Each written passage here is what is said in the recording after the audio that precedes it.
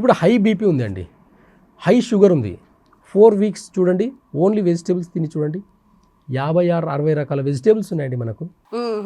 అంటే అన్ని రకాల వెజిటేబుల్స్ని మనము రోజుకు 4 రకాలు తింటే 3 పూటలు 12 రకాల వెజిటేబుల్స్ తినండి. 12 రకాల వెజిటేబుల్స్లో విటమిన్స్, ప్రోటీన్స్ ఎన్ని ఉంటాయండి అసలు చూడండి ఒకసారి. మనం ప్రోటీన్ అంటే ఎగ్స్లో, మన నాన్ వెజ్లో, చికెన్లో దాంట్లో చూస్తున్నాం కానీ ఒక 300 గ్రామ్స్ చిక్కుడుగా తినండి, బ్రాడ్ బీన్స్, ఇవన్నీ ఎంత హై ప్రోటీన్ తెలుసా అండి. దాంట్లో ఉండే కిడ్నీ బీన్స్ లాగా ఉంటాయండి, అది ఎంత హై ప్రోటీన్ తెలుసా. ఫ్రెష్ వెజిటేబుల్స్లో ఉండే హై ప్రోటీన్ మీకు ఏ దాంట్లో కూడా రాదండి.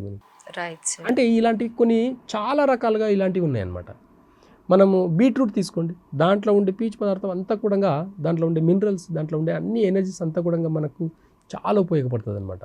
క్యారెట్, బీట్రూట్, ముల్లంగి ఇలాంటివన్నీ కూడా కిడ్నీకి మంచిగా ఉపయోగపడేటివి.